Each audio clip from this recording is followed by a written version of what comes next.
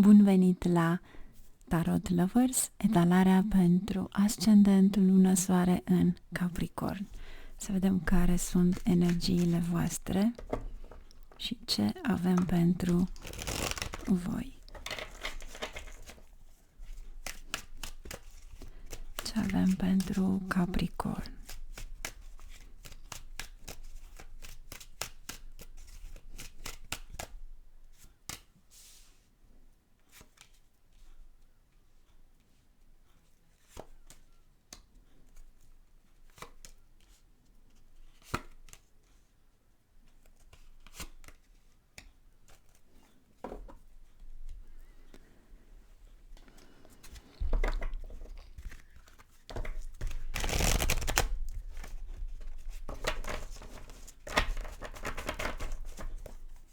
Ce avem aici pentru voi de la îngeri?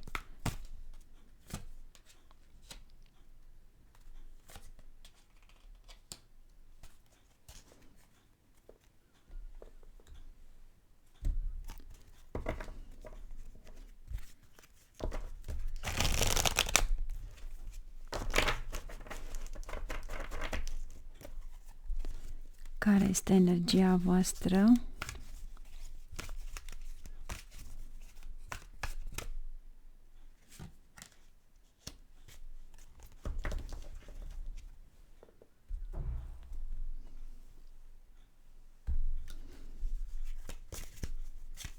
Și cum stăm cu relațiile sau ce ar trebui să știți?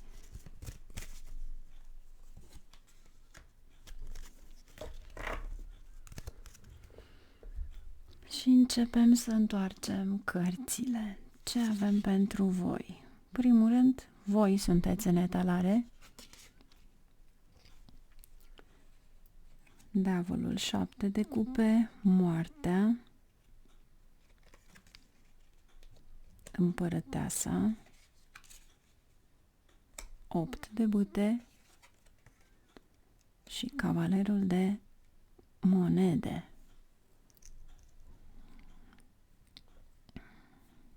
Foarte interesant, împărăteasa este Venus. Moartea este o schimbare totală. Vedeți voi, Venus de pe 2 decembrie, adică de astăzi, intră în semnul tău zodiacal. Și asta înseamnă că poate afecta direct studiile copiilor. Poate copiii sunt confuzi sau poate că nu știu ce vor pentru cariera lor. Nu este bun pentru ceva ce ține de internațional sau studii internaționale. Pentru că aveți moartea și aveți și energia diavolului, care de fapt este cartea voastră, dar voi aici munciți foarte mult pentru a ajunge la un scop anume.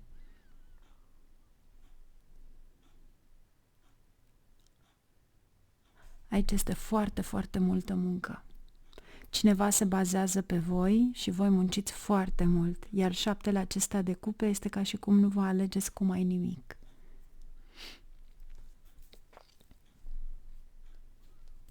Venituri vor fi, dar vor fi cheltuite pentru altcineva sau poate chiar pentru familia voastră, dar este ca și cum nu rămâneți cu ceva în mâini. Asta este de fapt. Vom vedea și la clarificare, dar ceea ce văd aici este o oportunitate care vi se oferă. 7-le ăsta de cupe aici este foarte bun cu împărăteasa pentru că schimbați atitudinea cuiva sau în momentul în care lucrați sau aveți ceva care să vă satisfacă viața, fie la muncă, fie acasă, fie un animal de casă, un pet, chiar dacă face o trăsnaie, copilul acela care poate fi și animalul de casă, de fapt, pentru că ei se transformă în copiii noștri, un câine, o pisică, dacă au făcut ceva, vă amuză până la urmă. Adică va fi certat dacă a răsturnat un ghiveci cu flori, dar felul în care vei vedea și îl vei certa ce a făcut și nu numai că îți va fi milă, te va bufni râsul. Deci aici este un fel de obrăznicie, dar o brăznicie din care vei râde până la urmă.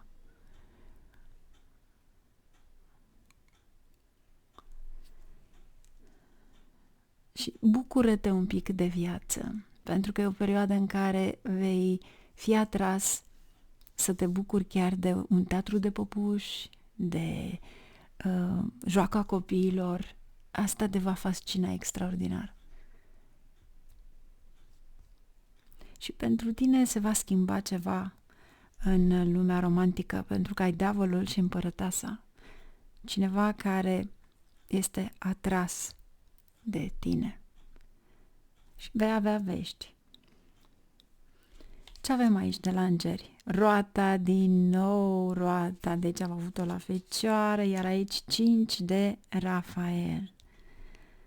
Să lași la o parte tot ce nu este pentru tine, pentru a merge înainte, asta ți se spune. Tot ce s-a întârziat până acum ia o viteză extraordinar de mare, viteza luminii. Nu uitați că roata are de-a face cu karma voastră, iar aici sunt noi începuturi. Nu mai există nimic împotriva la ceva la care să stagneze. Toate obstacolele sunt date la o parte. Energia voastră, împăratul.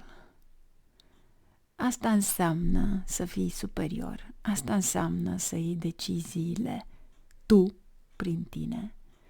Asta înseamnă să înțelegi că fermitatea ta te va duce pe un drum bun și nu părerile celorlalți.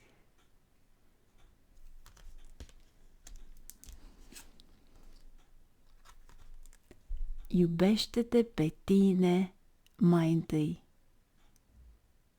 Și în momentul acela vor veni oameni care să te iubească. Dacă tu nu te iubești pe tine, atunci de ce să aștepți de la alții?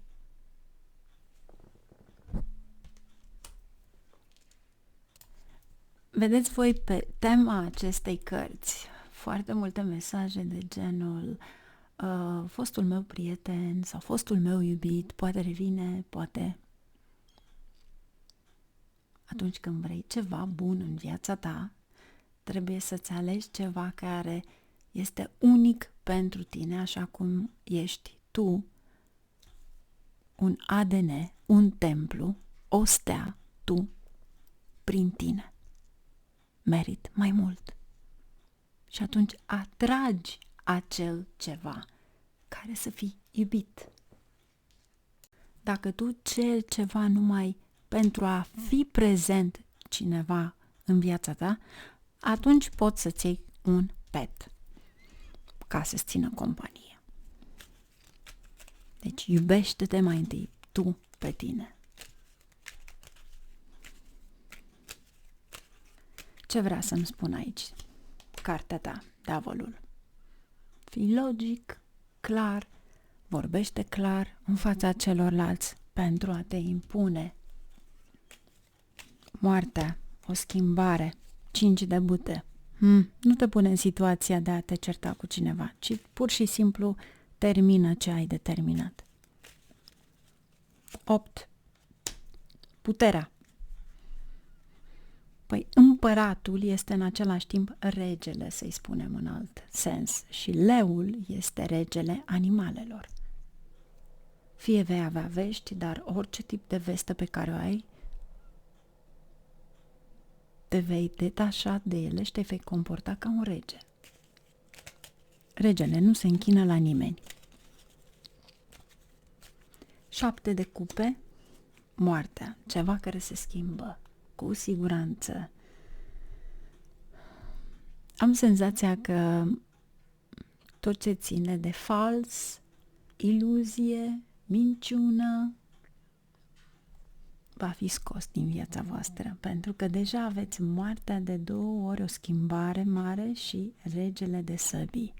Dacă aveți de-a face cu o persoană care v-a mințit, veți scoate persoana respectivă din viața voastră, chiar dacă e nevoie să faceți un divorț.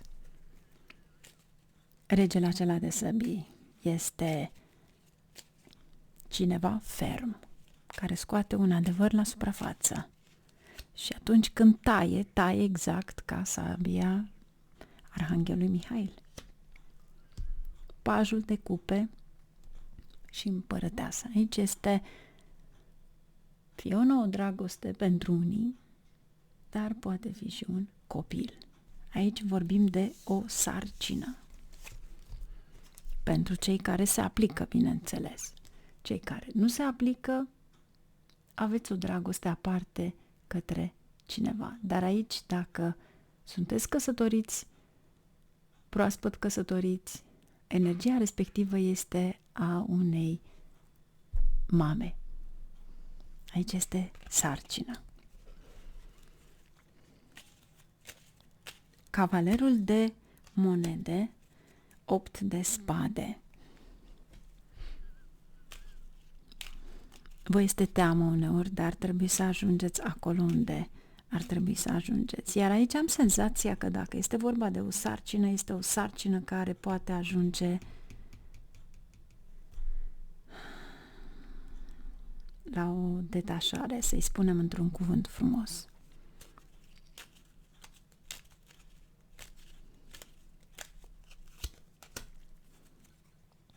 Da. Dar în același timp, luna îmi spune că este ceva fals aici.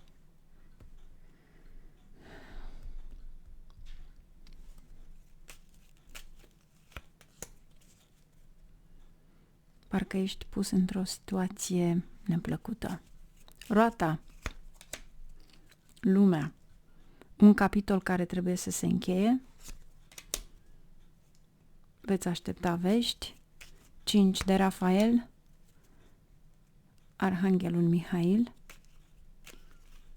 Veți avea o schimbare majoră în această perioadă.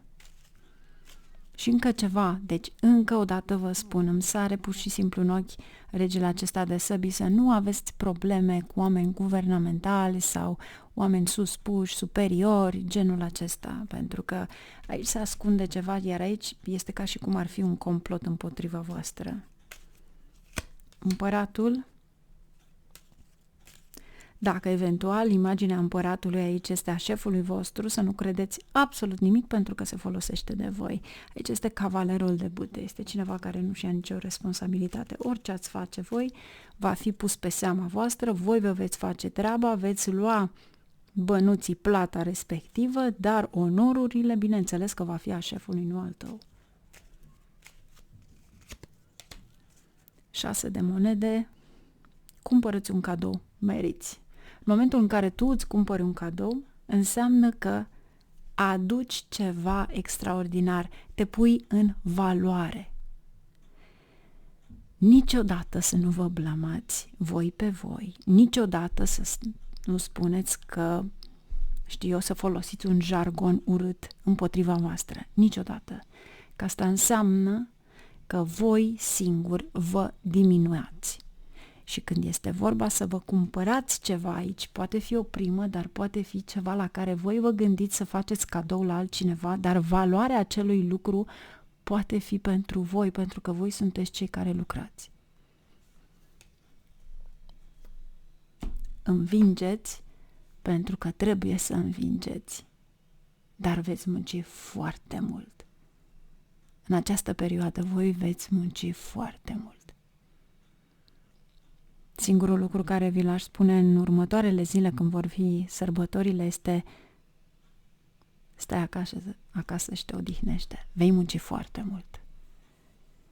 Venus îți va oferi oportunități frumoase, dar pentru oportunitățile acestea vei plăti cu foarte multă muncă, dar îți aduce ceva instant, perfect pentru tine.